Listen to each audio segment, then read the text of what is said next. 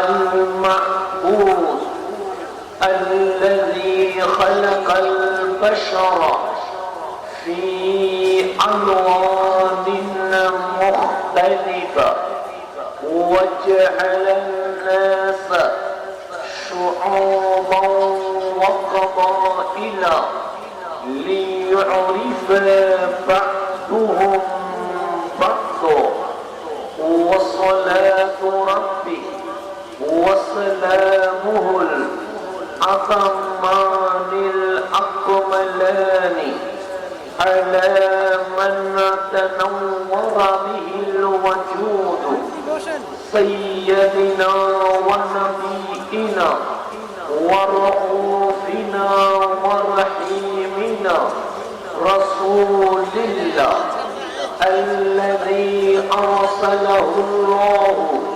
للناس كافة بشيرا ونذيرا وسراجا منيرا ورحمة للعالمين وأسوة للخلق جميعا وشفيعا لهم في الدنيا والآخرة وعلى آله الأطهار وأصحابه الأخيار وأتباعه الأبرار إلى يوم الدين محفل الشروط দয়াল নবীজির মুহাব্বতে সবাই দরুদ শরীফ পাঠ করব।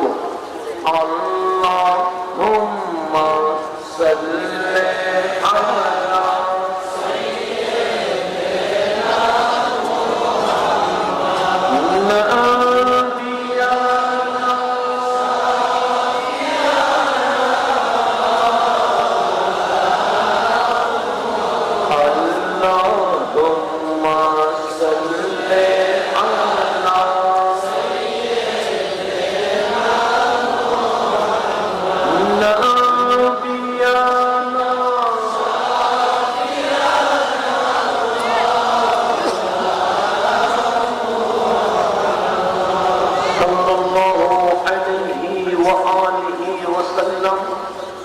ঐতিহ্যবাহী সতুরা দরবার শরীফের কুতুবুল ইরশাদ রাহমাতুল্লাহি আলাইহির উরসে পাকে উপস্থিত ভক্ত দরবারের সম্মানিত শাহজাদা বৃন্দ এবং বিশেষ করে যিনাদের জন্য এখানে এসেছি আল্লাহ প্রেমিক, নবী প্রেমিক, ওলি প্রেমিক সম্মানিত শ্রোতা মন্ডলী, পরদার অন্তরালে মা ও বোনেরা আমার সালাম গ্রহণ করবেন।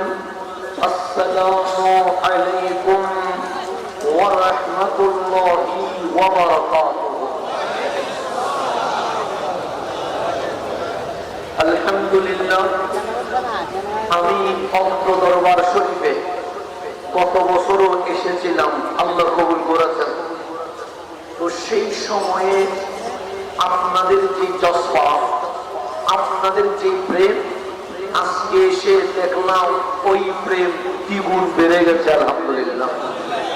রাস্তাঘাটে মানুষের যে পরিমাণ জ্যাম, যদিও আমি ক্লান্ত, আপনারা জানেন আমার শরীরের উপরে কি পরিমাণ পরিশ্রম চলে গেছে। তো ক্লান্তময় শরীর নিয়ে এই অবস্থায় মাহফিল করা সম্ভব নয়।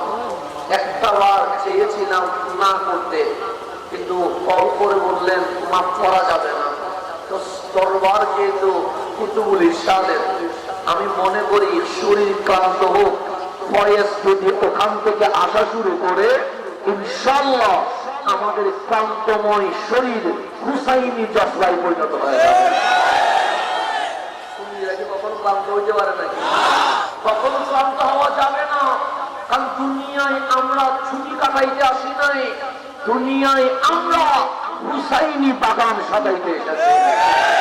সেটাই আমাদের কুতুবুল ইরশাদ প্রফেসর আল-হাজ শাহ সুফি আব্দুল খালেক রহমতুল্লাহি আলাইহি যেই জজবা, যেই প্রেম, যেই বাগান আমাদেরকে শিখিয়ে গেছে 69 বছর পরেও এই ফয়ুজাব চলছে বিদায় আজকেও সতুরার ওরস বললে পুরো বাংলাদেশ বলে থাকে মাহফিলের মতো একটা মাহফিল হচ্ছে। গত বছর প্রায় 2 ঘন্টার উপরে তকরির হয়েছিল। এই বছর আগে থেকে বলে দিয়েছে জুড়ি আছি, সময় কম নিলে ভালো হবে। তো সময় নিব কম, কথা বলবো বেশি। এই জায়গায় যেহেতু এসে গেছি, এমন কিছু কথা আছে যেগুলো পাবলিকলি বলা যায় না। কিছু কথা আছে প্রেমের আলাপ, যেগুলো একান্তে বলতে হয়। যেমন আল্লাহর হাবিবের সাথে আমার আল্লাহ সর্বদাই কথা বলে, কিন্তু আল্লাহ চাইলেন কিছু প্রেমের আলাপ করবে। আল্লাহ বললেন সুবহানাল্লাযী আসরা বিআবদিহি লাইলাম। রাত যখন গভীর হয়ে গেছে, পৃথিবী যখন স্তব্ধ নীরব হয়ে গেছে, আল্লাহ বলে হাবিব আপনি চলে আসেন। সেই জন্য রজব আসলে আমরা মুসলমান 2 ভাগ হয়ে যায়। এক ভাগ বলি রসুল মেরাজে গেছে, আরেক ভাগ বলি মেরাজ। এগুলো আলোচনা করা যাবে না। তা আল্লাহ বলে ঝগড়া হচ্ছে কি নিয়ে? আমরা বললাম মাওলা মেরাজ নিয়ে। তো তুমি কি বলো? আমরা বলি মাওলা, আমরা বলি তোমার হাবিব মেরাজে গেছে। ওরা কি বলে? আমরা বলি ওরা বলে রসুল নাকি সশরীরে মেরাজে যায় নাই। আমার আল্লাহ বলে ঘটনা কি? আমরা বলি মাওলা বিবেক মানে না। কেমনে গেল? কেমনে যেতে পারে? তখন তো বিমান নাই, হেলিকপ্টার নাই, রকেট নাই, বিজ্ঞান নাই, সায়েন্স নাই, এত উপরে উঠলো কেমনে? আল্লাহ বলে ঝগড়া করিস না। আমরা বলি কেন? আমার নবী মেরাজে যাই নাই।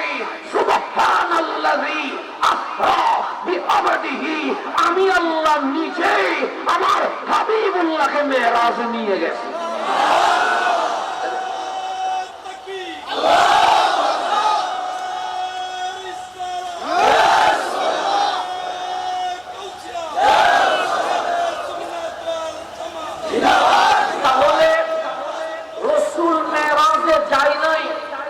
ঘুমাচ্ছিলেন।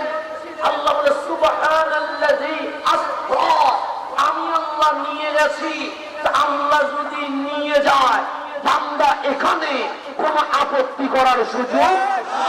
রাসূল যদি বলতেন আমি গেছি, তাহলে প্রশ্ন করতেন কেমনে গেছেন? আল্লাহ বলে সুযোগ নাই, কারণ রাসূল তো যায় নাই।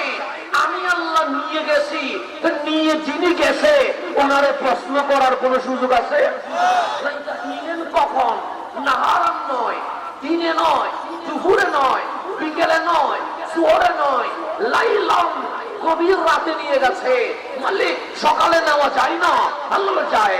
দুপুর 12টায় নেওয়া যায় না, আল্লাহ বলে যায়। জোহর আসর মাগরিব এশাই নিয়ে যায় না, আল্লাহ বলে যায়। তো লাইলাম অন্ধকার রাতে কেন নিয়ে গেল? আল্লাহ বলে দিনে আওয়াজ হয়, শব্দ হয়, হট্টগোল হয়। যেখানে আওয়াজ হট্টগোল হয় সেখানে প্রেম জমে না। লাইলাম সবাই যখন ঘুমিয়ে গেছে, তখন মওলা আর হাবিবুল্লাহর প্রেমের আলাপ শুরু হয়ে গেছে। প্রেমের আলাপ করার জন্য কিছু সময়ের দরকার আছে না নাই? তো আমার 11:30 যখন পার হয়ে গেছে, এটা তো প্রেমের আলাপের জায়গা। কিছু জায়গা আছে কথা বলা যায় না, কিছু জায়গা আছে বলতে হয়। যেমন আমার রাসূল সাহাবায়ে কেরামের মাঝে ভিন্ন ভিন্ন আলোচনা করেছেন। সাইয়্যিদুনা আবু হুরায়রা রাদিয়াল্লাহু তাআলা আনহু উনি বলছেন আমার রাসূল আমাকে 2টা ইলম দিয়ে গেছে। কয়টা ইলম? কেউ বলতেছেন সাইয়্যিদুনা আবু হুরায়রা রাদিয়াল্লাহু তাআলা, বুখারী শরীফ আপনি বলেন ওনার জীবনী পড়েন। সকল স্টুডেন্ট একরকম হয় না। কোন স্টুডেন্ট হয় ফার্স্ট ওয়ান হয়, যিনি পড়লেই মুখস্থ করতে পারে। আর কিছু আছে মাঝারি, চেষ্টা করলে পারে। কিছু আছে এমন নরমাল, চেষ্টা করলেও পারে না। সাইয়্যিদুনা আবু হুরায়রা রাদিয়াল্লাহু তাআলা আনহু উনি দুনিয়া ছেড়ে দিয়েছে, মসজিদে নববীকে পছন্দ করে নিয়েছে। কেন? উনি বলেন আমার পছন্দ গাড়ি বাড়ি নয়, আমার পছন্দ রহমতুল লিল আলামিন। নবীর জন্য সব ছেড়ে দিয়েছে। রাসূল বাজারে, উনি বাজারে। রাসূল জিহাদে, উনি জিহাদে। রাসূল মসজিদে, উনি মসজিদে। রাসূল যেখানে উনি সেখানে সাহাবায়ে কেরামের মাঝে কিছু মানুষ ছিলেন যারা ব্যস্ততম, ব্যবসা করতেন, প্রবাসে থাকতেন, চাকরি করতেন, চাইলেও নবীর কদমে আসা চায় না। একজন প্রবাসী চাইলে উরুষে আসতে পারবে না। তো উনি কি করবে?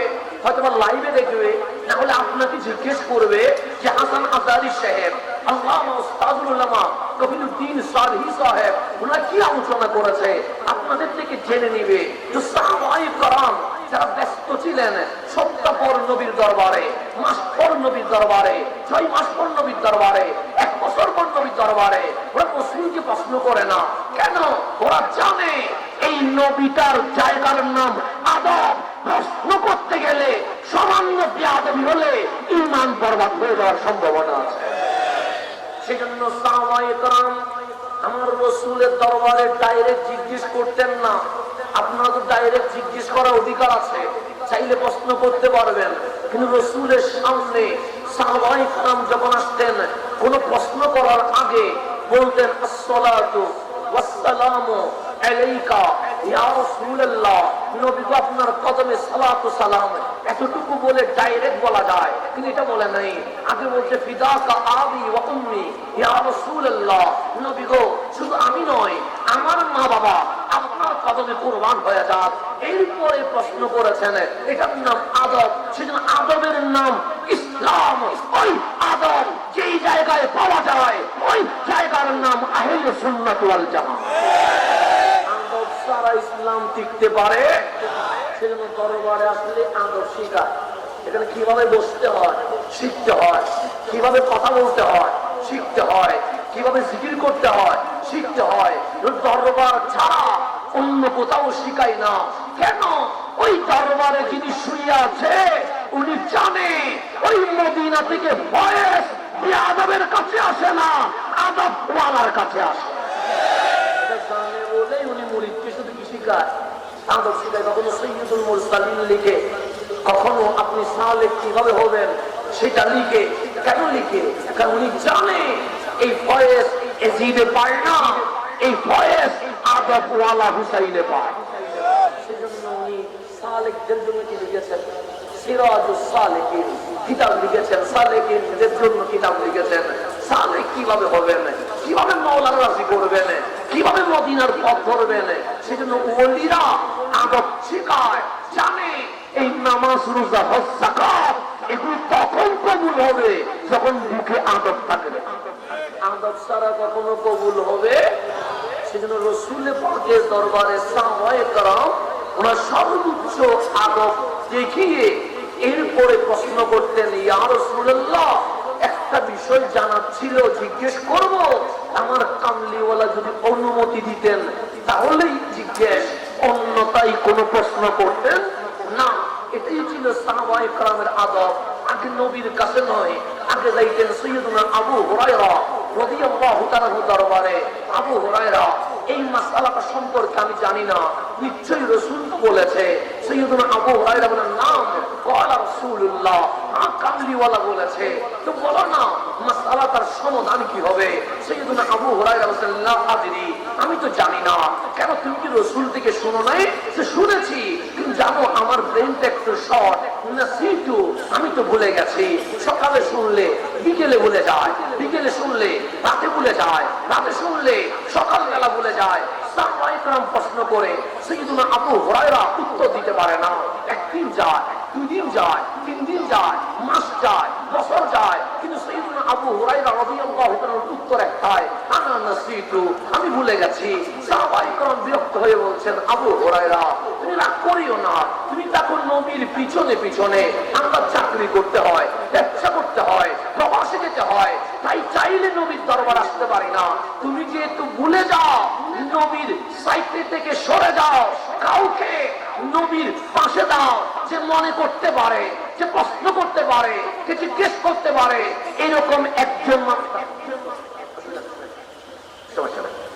এখন না অনুমতি আছে, এখন সামনের দিকে যাওয়া। দরবার মানে লঙ্গরখানা, যেখানে সবার জন্য কি, এখানে কি কাউকে নিষেধ করছে?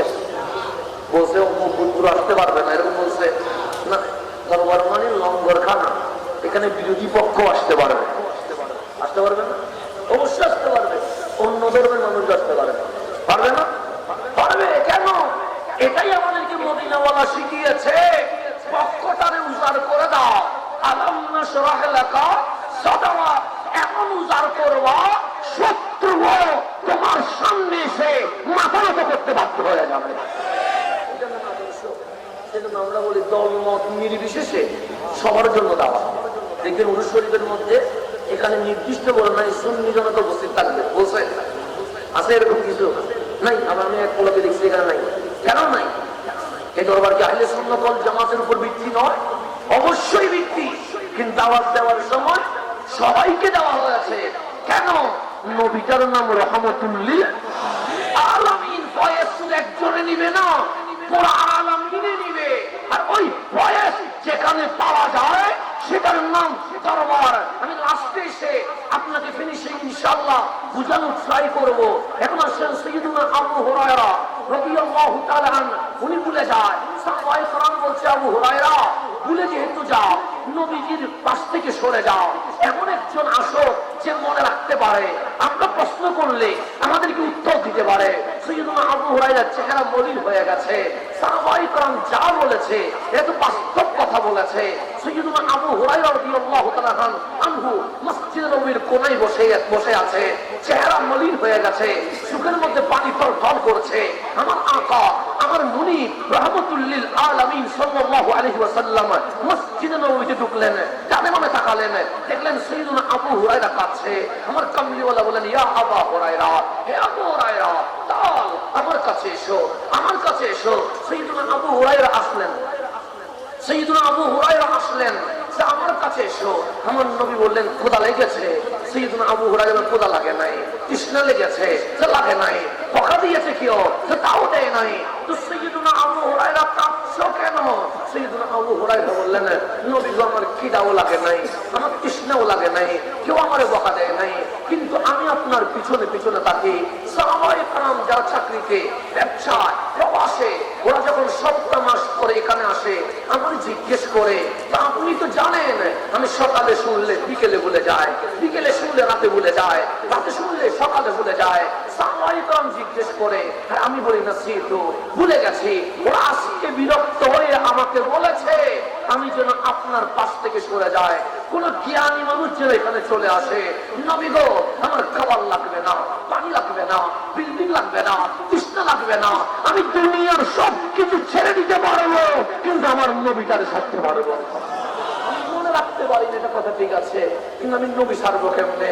ওরা বলছে আপনার এখান থেকে দূরে সরে যাইতে, আমি সব কিছু থেকে দূরে সরে যাব, কিন্তু আপনার কদম থেকে দূরে সরে যেতে পারবো না। রহমতুল লিল আলামিনের রহমতের সমুদ্রে ঢেউ বেড়ে উঠেছে। আমার কামলিওয়ালা বললেন, আমার আবু হুরায়রার ডিমান্ড কি? আনা কাসিমুন ওয়াল্লাহু ইউতি, আমি বন্টনকারী, যাওয়ার মালিক আল্লাহ। আবু হুরায়রা, তোমার কি লাগবে আমারে বলো, আমি নবী আজ বিনা হিসাবে তোমাকে দিতে থাকবো। বুখারী থেকে বলতেছি, এটা কোনো বানোয়াট কিচ্ছা কাহিনী বলছি না। আমার রাসূল বলছে, আমার কাছে চাও, আমার কাছে চাও। রাসূলের কাছে চাওয়া যে সাহাবীদের সুন্নাত, যে সাহাবীদের সিস্টেম। কেন? আল্লাহ তো নিজেই বলছে, ইন্না আতাইনা কাল কাউসার, আমার হাবিবকে আমি আল্লাহ সমস্ত কিছুর মালিকানা দিয়ে দিয়েছি। আল্লাহ বলতেছে আতা মানে দিয়ে দেওয়া। যেমন এটা টিস্যু, হ্যাঁ, যেমন এটা পানি, আমি ওনাকে দিলাম যে পানিটা নেন, আমার যখন প্রয়োজন হবে আমি বলবো পানিটা দিয়ে দেন। উনি কিন্তু দিব না, আমি না, আপনাকে আমি মালিক বানাই নাই, আপনাকে আমি জাস্ট রাখতে দিয়েছি, প্রয়োজন আছে আমাকে দিয়ে দিতে হবে। কিন্তু আমি যদি বলি এটার মালিক বানিয়ে দিয়ে দিয়েছি, তাহলে এরপরে যদি চায় উনি বলবে আমি দিব না। কেন? আপনি তো আমার মালিক বানায়া দিচ্ছেন। ইন্না আতাইনা বলে আল্লাহ এটাই বোঝাচ্ছে, হাবিব তার দেয় নাই, আসল মালিক আপনারা বানাই দিচ্ছে। এটা বলতেছেন কে? আমার নবী বলতেছেন, তোমার কি লাগবে বলো না। সাইয়্যিদুনা আবু হুরায়রা বলে, টাকাও লাগবে না, বিল্ডিংও লাগবে না, ক্ষমতাও লাগবে না, মন্ত্রিত্ব লাগবে না, কি লাগবে? নবীর পাশে থাকার জন্য একটা জিনিস লাগবে, এটার নাম এলম। যে আমার রাসূলুল্লাহ আমার এলম দেন, জ্ঞান দেন, নলেজ দেন। আমার নলেজ এমন বাড়াইয়া দিবেন যেন আমি মুখস্থ করতে পারি। আমার কামলিওয়ালা নবী বলে নাই যে আবু হুরায়রা শিরক হয়ে যাবে, আবু হুরায়রা বেদাত হয়ে যাবে, বলে নাই। আমার কামলিওয়ালা নবী হাসি দিয়ে বলেন এলম লাগবে, তোমার যে রুমাল আছে, চাদর আছে, বিছাইয়া দাও। সেই জন্য আবু হুরায়রা বলে আমি রুমালটা বিছাইলাম, কামলিওয়ালা মুষ্টি দিয়ে কি যেন দিয়ে দিলেন, এরকম করে মুষ্টি দেওয়ার পর বললেন বুকে লাগাও। আমি চাদরটা বুকে লাগাইলাম। সেদিন থেকে নবীজির ওয়াফাত ইন্তেকাল পর্যন্ত আমার নবী যা বলেছে আমি একটা শব্দ আর ভুলে যাই না। আপনারা যদি বলে আমি কি মাহফিল করছি মুখস্থ শব্দ শব্দ বলেন, পারবেন? অসম্ভব, সম্ভব না। কিন্তু সাইয়্যিদুনা আবু হুরায়রা রাদিয়াল্লাহু আনহু বলছেন আমি হাদিসের লাইন নয় একটা শব্দও কি হয় নাই, ভুলে যাই না। সেখানে হাদিসের কিতাবে ওনার নাম বেশি। আন আবি হুরায়রা, আন আবি হুরায়রা রাদিয়াল্লাহু তাআলা। কেন? এলমটা দুনিয়ার কোন শিক্ষক থেকে নেয় নাই, এলমটা মাওলার ছাত্র রহমাতুল লিল আলামিন থেকে নিয়ে নিয়েছে। তো উনি বলতেছেন নবীজি আমাকে দুইটা এলম শিখাইছে। কয়টা এলম?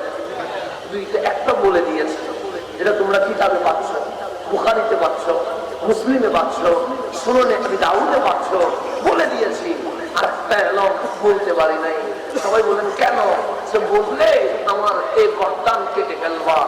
প্রেমের আলাপ সবাইরে বলা যায় না, আশিক থেকে বলতে হয়। কথা দেখি না? সতুরা দরবারে যদি এসেছি প্রেমের আলাপের জায়গা, এখানে বলতে না পারলে আর কোথাও বলা যাবে না। কথা দেখি না? এই জায়গায় যদি বলা না যায় আর কোথাও বলার কোন সম্ভাবনা নাই। বলতে হবে কোন জায়গায় প্রেমের আলাপের জায়গা। আজকে আমাদের কুতুবুল ইরশাদ হযরতে প্রফেসর আব্দুল খালিক রাহমাতুল্লাহি আলাইহি উনি সাইয়্যিদুল মুরসালিন লিখেছেন, উনি সিরাজুস সালিকিন লিখেছেন। কেন? রাসূলের সাথে সম্পর্ক করায়া আপনাকে সালেক বানায়া মওলা পর্যন্ত পৌঁছানোর যে রোড ম্যাপ, যে সিলেবাস, যে মেথড, যে থিওরি, সেটা আপনাকে শেখানোর জন্য উনি মাহফিলও করেছেন। আবার পরবর্তীতে এই ফয়েজ যেন থেকে যায় উনি কিতাবই করেছেন, রচনা করেছেন। কেন উনি আপনাকে নিয়ে ভাবছে? কেন উনি আমাদেরকে নিয়ে ভাবছে? কেন আমার রাত্রি এই পরিশ্রম আমাদেরকে নিয়ে? আমরা কারা? এটা যদি না বুঝি নবীর শান বোঝা কখনো সম্ভব? আমরা খানায়ে কাবাকে সম্মান করি কি করি না? করি। সব কিছু নিয়ে মারামারি হইলেও কাবা নিয়ে কোনো মারামারি আছে? আপনি দরবার মানলেও কাবার দিকে নামাজ পড়েন, দরবার না মানলেও কাবার দিকে নামাজ পড়েন। এটা নিয়ে তো বুঝতাম নাই, রাগ তো করেন নাই। তারাবির নামাজ 20 বললেও আপনি কাবার দিকে নামাজ পড়েন, 8 বললেও আপনাকে রাগ করে উত্তর দিকে ফিরে গেছেন নাকি? না। এই একটা জিনিস নিয়ে কোনোদিন মারামারি হয় নাই। এটার নাম খানায়ে কাবা। ওই কাবা সম্পর্কে আল্লাহ নিজে কোরআনে বলছে ইন্না আউওয়ালা বাইত উদিয়া লিন-নাস লাল্লাযী বিবাক্কা। যে মক্কায় একটা ঘর দেখা যায়, যে ঘরের নাম বাইতুল্লাহ। আমি যদি বলি বিল্ডিং কে বানিয়েছে, বলবেন ইঞ্জিনিয়ার বানিয়েছে। রাস্তাকে বানিয়েছে, বলবেন ঠিকাদার বানিয়েছে। এই যে বিশাল কমপ্লেক্স কে বানিয়েছে, বলবেন অমুক শিল্পপতি বানিয়েছে। আল্লাহ কোরআনে বলছে ইন্না আউওয়ালা বাইত উদিয়া লিন-নাস লাল্লাযী বিবাক্কা। মক্কায় যে কাবা দেখা যাচ্ছে তা কোনো মানুষে বানাই নয়, আমি আল্লাহ নিজেই বানিয়ে দিয়ে দিয়েছি। কাবা বানাইছে কে? আল্লাহ। এই কাবা দামি না অদামি? দামি। এটা নিয়ে তো কোনো সমস্যা তো নেই। কাবা দামি, এতে কোনো সন্দেহ নাই। সেজন্য আমরা আপনারা যারা খানায়ে কাবাতে যায় দেখবেন প্রতি ওয়াক্ত নামাজে 4-5টা লাশের জানাজা হয়। হয়তো হয় না? আমাদের চতুরাতে হয়তো বা সপ্তাহে একটা হয়, মাসে একটা হয়, কিন্তু প্রতিদিন কি জানাজা হয় নাকি?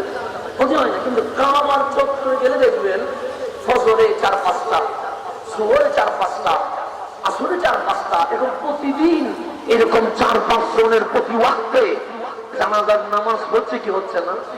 খবর নিয়ে দেখবেন এগুলো মারা গেছে কোথায়? অধিকাংশ যারা মারা যায় তাদের মধ্যে বেশিরভাগ হচ্ছে হাজরে আসওয়াদকে চুমু দিতে গিয়ে মারা যায়। হাজরে আসওয়াদ, হাজার মানে পাথর, আসওয়াদ মানে কালো, কালো যে আসওয়াদ বলে, পাথরকে হাজারে বলে। হাজরে আসওয়াদ একটা কালো পাথর, কিসের সাথে লেগে আছে? কাবার সাথে লেগে আছে। সুতরাতে কত পাথর আছে, সব পাথর মাটিতে। আর হাজরে আসওয়াদের পাথর মাটিতে না, কিসের সাথে লেগে গেছে? কাবার সাথে লেগে গেছে। ফারুক আযমের মতো জাত, খলিফাতুল মুসলিমিন, আমিরুল মুমিনিন সাইয়্যিদুনা ওমর ইবনুল খাত্তাব রাদিয়াল্লাহু তাআলা আনহু যেমন তেমন না, তিনি দোয়া করলে দোয়া যে কবুল হইছে সেটার ব্যাপারে আল্লাহ কোরআনে আয়াত নাযিল করা শুরু করে দেয়। এটার নাম ফারুকে আযম। রাস্তা দিয়ে হাঁটলে ইবলিসের রাস্তা দিয়ে হাঁটে না। মদিনা আছে, আমাদের ব্রাহ্মণবাড়িয়াও আছে। ব্রাহ্মণবাড়িয়াতে মাঝে মাঝে ভূমিকম্প হয় কি হয় না? হয়। জাপানে হয়, চীনে হয়, আমেরিকায় হয়, কিন্তু মদিনায় ভূমিকম্প হয়েছে শুনছেন না? কেন শুনেন নাই? সাইয়্যিদুনা ফারুক আযমের জামানায় মদিনায় মুনাওয়ারার জমিন ভূমিকম্পে কেঁপে উঠেছে। ফারুক আযমের হাতে লাঠি ছিল, এই লাঠির বাড়ি দিয়ে বলছে কিসের এত ভূমিকম্প?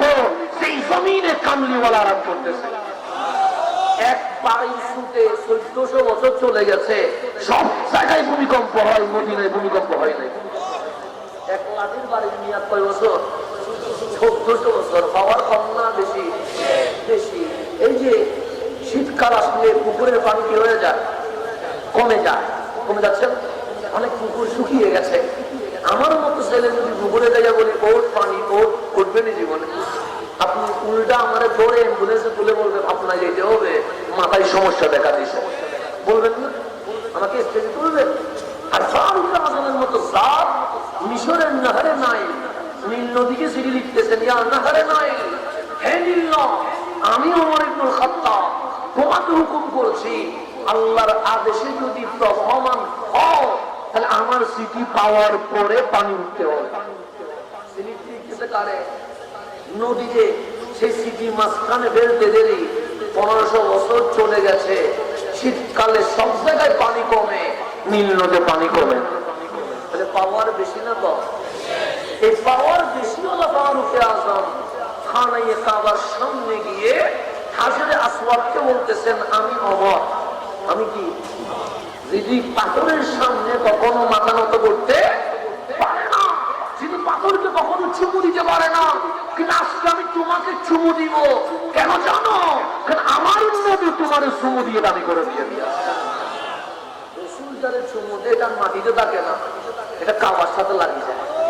এটা কিসের সাথে লাগিয়ে যায়? চুমু দিতে কয়বার? একবার, অনলি ওয়ান, শুধু একবার চুমু দিতে পারে হাজরে আসওয়াদকে। সেজন্য আমার হোসাইন যখন রসুলের বিদায়ের সময় চলে এসেছে, আমার কামলিওয়ালা বললেন উম্মে সালামা দরজার সামনে দাঁড়িয়ে থাকো। কেন? আমি নবী বিদায় মুহূর্তে আর কাউরে দেখা দিতে চাই। রসুলের ইচ্ছা হচ্ছে না। সেদিন ইয়মুল ইসনাইন, সোমবার চলে এসেছে। বুখারী শরীফের হাদিস, 3 দিন রসুল বের হয় নাই। 6 দিন? 3 দিন, মানে অসুস্থ হওয়ার পরে গিয়ে 3 দিন রসুল ঘর থেকে বের হয় নাই। প্রথম দিন তাহাজ্জুদের আযান যখন হয়েছে, সাইয়্যিদুনা বেলাল গিয়ে বললেন ইয়া রাসূলুল্লাহ তাহাজ্জুদের আযান হয়েছে, আপনি কি বের হবেন? আমার কামলিওয়ালা বলেন বেলাল, শরীর খুবই ক্লান্ত হয়ে গেছে, তোমরা নামাজ পড়ে নাও। তাহাজ্জুদ হয়ে গেছে, ফজরের আযান হয়েছে, আমার নবীজি বের হয় নাই। সুন্নত হয়েছে, নবীজি বের হয় নাই। ইকামতের সময় হয়েছে, কামলিওয়ালার দরবারে বেলাল গিয়ে বললেন ইয়া রাসূলুল্লাহ ফজরের জামাতের সবাই অপেক্ষায় আছে, আপনি কি বের হবেন? আমার নবীজি ভিতর থেকে বললেন মুরু আবু বকরিন, আমার মুসল্লা যেন খালি না থাকে, ওই ইমামের মুসল্লায় তোমরা সবাই মিলে আমার আবু বকরকে ইমাম বানায় দাও। তোমরা সবাই মিলে কারে বানায় দাও? সিদ্দিক আকবরকে কি বানায় দাও? ইমাম বানায় দাও। এখানে যদি তরিকত দেখেন, এটা তরিকতের মুর্শিদ ঠিক আছে, দুজনই আছে তরিকতের। তাদের চিশতিয়া নকশবন্দিয়া মুজাদ্দিদিয়া সিলসিলা যদি উল্টা, এখানে ফয়জাত সব আছে, নকশবন্দিয়া মুজাদ্দিদিয়াও আছে, কাদেরিয়াও আছে, মানে ফয়েজ সবগুলো আছে। কোনটা অপূর্ণাঙ্গ নয়, কিন্তু নকশবন্দিয়া মুজাদ্দিদিয়া যদি উল্টা, তাহলে খেলাফতের প্রথম হিসেবে যাকে পাবেন ওনার নাম সৈয়দুনা সিদ্দিক আকবর, আবু বকর সিদ্দিক রাদিয়াল্লাহু তাআলা। ওনাকে আমার রাসূল কি বানাই দিয়েছেন? ইমাম বানিয়ে দিয়েছেন। একদিন গেছে, 2 দিন গেছে, 3 দিন গেছে, 17 ওয়াক্ত নামাজ উনি রাসূল পাকের হাজির অবস্থায় ইমামতি করেছেন। কয় ওয়াক্ত বললাম? 17 ওয়াক্ত। হাত্তা জাআ ইয়াউমুল ইসনাইন, আমি বলি নাই, হযরত আনাস বিন মালিক রাদিয়াল্লাহু তাআলা বলতেছেন, আমার কিতাবে নয়, আমার বাবার কিতাবে নয়, বুখারী শরীফ উল্লেখ করা হচ্ছে। হযরত আনাস বিন মালিক রাদিয়াল্লাহু তাআলা বলেন, হাত্তা জাআ ইয়াউমুল ইসনাইন, সোমবার চলে আসছে, 16 ওয়াক্ত নামাজ চলে গেছে, এখন আর ওয়াক্ত কয়টা বাকি আছে? একটা 17 ওয়াক্ত নামাজ শুরু হবে ফজর। রাসূল পাক কিছুক্ষণ পর বিদায় নিয়ে যাবেন, দুনিয়া থেকে জাহিরি ভাবে বিদায় নেবেন। এমত অবস্থায় আমার নবীর খেয়াল আসলো, আমি যেহেতু বিদায় নিয়ে যাব, ফজরের নামাজ আমার সাহাবী কিভাবে পড়ছে এটা আমি নবী নিজের চোখে দেখে যাব। এটা রাসূলের খেয়ালের মধ্যে আসছে। যখন ফজরের নামাজ স্টার্ট হয়ে গেছে, শুরু হয়ে গেছে, নামাজের ইমামতি করতেছেন সৈয়দুনা সিদ্দিকে, সৈয়দুনা আবু বকর সিদ্দিক রাদিয়াল্লাহু তাআলা, আর উনি ইমাম, পিছনে সবাই কি সাহাবিয়ে রাসূল, ওনার সবাই মুসল্লি, আমার মতো না, আপনার মতো মুসল্লি না। সেই সব মুসল্লি দাঁড়াইলে আল্লাহু আকবার বললে আরশ আল্লাহ পর্যন্ত কেঁপে ওঠে, ওই রকম মুসল্লি দাঁড়াই আছে। এই অবস্থায় আমার নবীজি কি করলেন? ফাকাশাফান নবিয়্যু সাল্লাল্লাহু আলাইহি ওয়াসাল্লাম সিতরাল হুজরা। আর ওই বড়টা ওই বলছি যেন ক্যামেরা আছে, ওরা যেন ভিডিওটা ধারণ করতে পারে, বিরোধিতা করলে যেন মিলাইতে পারে, আর যদি না মিলে আমারও যেন ধরে আনতে পারে, মানে এভিডেন্স দিয়ে যাচ্ছে যাতে করে এভিডেন্স মিলে। কাশাফান নবিয়্যু সাল্লাল্লাহু আলাইহি ওয়াসাল্লাম সিতরাল হুজরা, আমার নবীজি গড়ের জানলা খুললেন। জানলা খুললে কি আওয়াজ বেশি হবে? টায়ার খুললে বেশি হবে।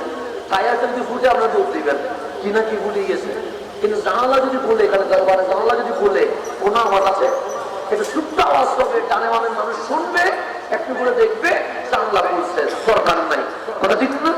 আমার কামলিওয়ালা জানালা দরজা জানালা খুলেছে, হালকা আওয়াজ হয়েছে। সাইয়্যিদুনা আনাস বিন মালিক রাদিয়াল্লাহু তাআলা বলছে, সবাই নামাজে ছিল, কামলিওয়ালার জানালা খোলার আওয়াজ শুনে আমরা যত মুসল্লি ছিলাম সমস্ত মুসল্লি কাবা ছেড়ে দিয়ে কামলিওয়ালার ঘরের দিকে ফিরে গেছে। নামাজের কথা বলতেছি, নামাজের বাইরে কিয়ামের কথা বলতেছি না।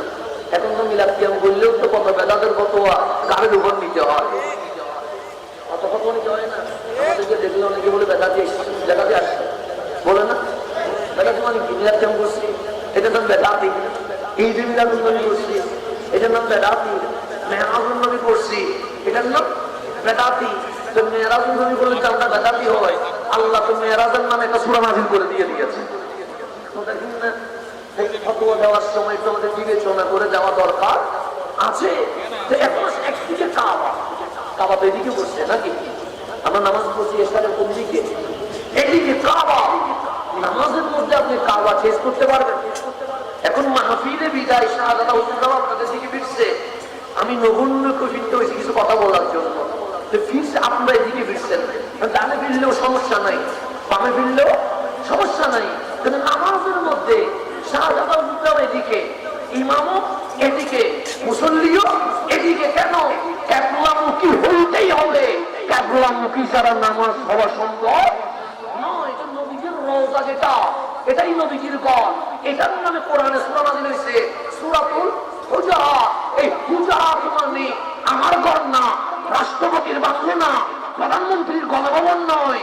আল্লাহ বলে সূরাতুল হুজুরাত, তোমরা নবী নিয়ে ঝামেলা করতেছো, আরে আমি আল্লাহর কাছে নবীর ঘর এত দামি হয়ে গেছে, নবীর ঘরের ফজিলতের উপরে কোরআনে সূরা নাযিল করে দিয়ে দিলাম।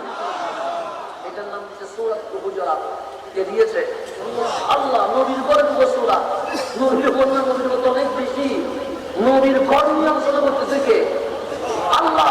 আমার মতো সস্তা বক্তা না, আল্লাহ বলতেছেন সূরাতুল হুজুরাত।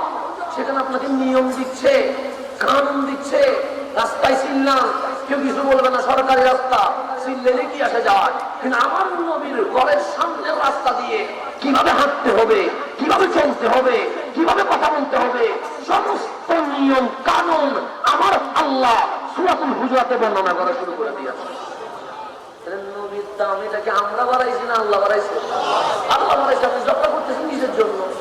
ওই ঘর নিয়ে কোরআনে সূরা নাযিল হয়েছে, ওই ঘরের মধ্যে আমার নবীকে জানালা মোবারক কি করছেন, খুলছেন।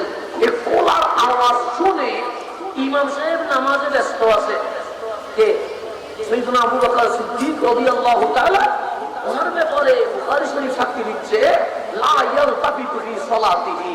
সাইয়েদুনা আবু বকর যখন নামাজ পড়তেন তখন ডানে বামে পিছনে দেখতেন না। কেন? দাঁড়াইছে কাবার দিকে, মন আর দুনিয়ায় নাই, মন কাবার মালিকের দিকে চলে গেছে। এটাকে বলা হয় মেরাজুল মুমিনিন। আসসালাতু মেরাজুল মুমিনিন। হাদিস আছে না নাই? যেটা আপনার সালাত না, আমার সালাত না, সাইয়েদুনা আবু বকর সিদ্দিকের সালাত। উনি যখন নামাজ পড়তেন ওনার অটোমেটিক মেরাজ শুরু হয়ে গেছে। ওই নামাজটা আমি পড়তে পারি নাই, সেজন্যই তো আমার এই অবস্থা। আমার ডানে বামে খেয়াল চলে যায়। সাইয়েদুনা আবু বকর সিদ্দিক রাদিয়াল্লাহু তাআলা যখন নামাজ পড়তেন, লা ইয়ালতাফিতু, ওনার মনটা দুনিয়ায় থাকে না, কোন দিকে চলে যায়? বাংলার দিকে। তোমার সিনেমার কথা মনে পড়ে না, শপিং মলের কথা মনে পড়ে না। আর আমরা দাঁড়াইলে শপিং মলের কথা মনে পড়ে, সিনেমার ডায়লগের কথা মনে পড়ে, ফেসবুকের কথা মনে পড়ে। কেন? আমাদের মনটা তো কোনো ঠিক ঠিকানা নাই। তো উনি নামাজে ব্যস্ত আছে, কিন্তু সাহাবায়ে কেরাম আর কাবার দিকে নাই, সব কোন দিকে? রসুলের দিকে। রসুল কি করছে? উনি জানালার লোহা ধরে দাঁড়িয়ে আছে। কি ধরে দাঁড়িয়ে আছে? লোহা ধরে দাঁড়িয়ে আছে। আর সাহাবায়ে কেরামের দিকে তাকাচ্ছে। হযরত আনাস বিন মালিক রাদিয়াল্লাহু তাআলা বলছেন, নবীজির চেহারা কেমন লাগছে জানো? আমরা কেমন লাগছে? রসুল যখন আমাদের এই অবস্থা দেখেছে, আমরা কাবা ছেড়ে দিয়ে নামাজের ভিতরে কোন দিকে ফিরে গেছি? নবীজির দিকে। ফাতাবাসসামা রাসূলুল্লাহ সাল্লাল্লাহু আলাইহি ওয়াসাল্লাম।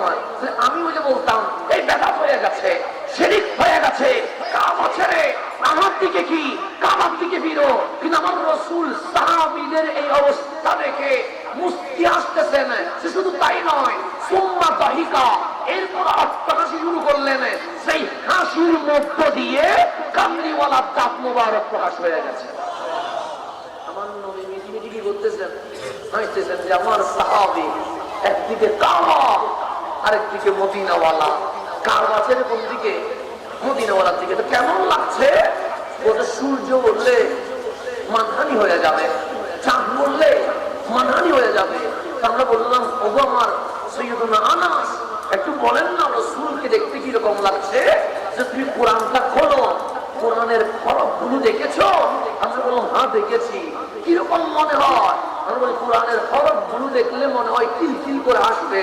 হযরতে আনাস বিন মালিক বলেন, কাওয়ারাকাতি মুস্তাফিন, কোরআন খুলে দিলে কোরআনের সূরা যেমন কিলকিল করে হাসে, আমার নবীর চেহারাই ওয়াক্তুহা সেভাবে হাসতে শুরু করেছে। এখন রাসূল দেখে আছে সাহাবীর দিকে, সাহাবী দেখে আছে কোন দিকে? রাসূলের দিকে। এরকম প্রেমের আলাপ চলছে সুখে সুখে, মুখে আর কানে নয়, কিছু কিছু। সেজন্য এটাকে আমরা বলি রিয়াজত।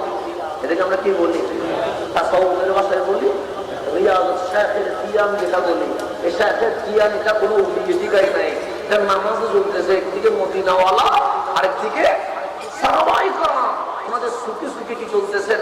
এক প্রেমের বিশাল রিয়াজত চলতেছেন। এমন তো অবস্থা হযরত আনাস বিন মালিক রাদিয়াল্লাহু তাআলা বলছেন, ফাহামান্না আন নাফতাতিনা, আমরা 3 দিন রাসূল দেখি নাই। কয়দিন রাসূল দেখে নাই? এখন রাসূল দেখছে। না দেখা দুঃখ, দেখা আনন্দ। দুঃখ আর আনন্দ যখন দুইটা মিলে গেছে, তখন সাহাবায়ে কেরাম বলতেছেন, সিদ্ধান্ত নিয়ে ফেলছি। ফাহামান্না আই ফারাদনা, আমরা সিদ্ধান্ত নিছি আর নাফতাতিনা, ফজর এখন করব না, কাজা করব। কেন? নবী দেখার কাজা নাই, কিন্তু নামাজের তো কাজা আছে। নবী দেখার কোনো কাজা আছে? যখন নবী দেখবো নামাজ কি করে ফেলবো? ইমাম সাহেব করবো, অসুবিধা নাই। আমরা মুসল্লিরা শুধু নবী দেখবো।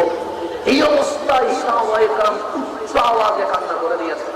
রাসূল দেখে নাই দুঃখ, দেখছে আনন্দ দুঃখ আর আনন্দ মিক্স হয়ে গেছে। তখন হাসি নাই, চোখের মধ্যে কি চলে আসছে? যখন গোল্ডেনের প্লাস পাই তখন বাবার চোখে কি চলে আসে? পানি চলে আসে। মায়ের চোখে কি চলে আসে? এই পানি দুঃখের নয়, এই পানি আনন্দের। এই আনন্দের সুখের পানি যখন বের হয়ে গেছে, ওই ইমাম আবু বকর সিদ্দিক রাদিয়াল্লাহু আনহু উনি মনে করছেন ফাজান্না আবু বকরিন, সাইয়্যিদুনা সিদ্দিক আকবর মনে করছে রাসূল পাক হয়তো মসজিদে নববীতে চলে আসছে, আমার নবী আসছে বিদায়। সাহাবায়ে কেরাম মনে কাঁদছে। উনি ইমামিতুল মুসাল্লা থেকে কাবা থেকে চেহারা সরাইয়া পিছনে ফিরে দেখে নবী নাই, ফারুক আযম দাঁড়িয়ে আছে, উসমান ইবনে নুরাইন দাঁড়িয়ে আছে, মাওলা আলী দাঁড়িয়ে আছে, বেলাল দাঁড়িয়ে আছে, কিন্তু নবী তো দেখা যায় না।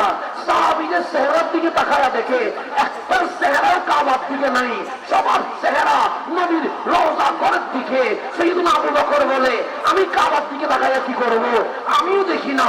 উনি যখন নবীজির ঘরের দিকে তাকায়া দেখলেন রাসূল জানালা করে দাঁড়িয়ে আছে। এখন ইমাম মুসল্লি সবাই কোন দিকে? নবীর দিকে। ইমাম সাহেব যদি এখানে নামাজ পড়াইতে যাইয়া ডানে বামে তাকায়, নামাজ আছে? নামাজ কি হয়ে গেছে? কারণ কিবলা মুখী থেকে মুখ সরে গেছে।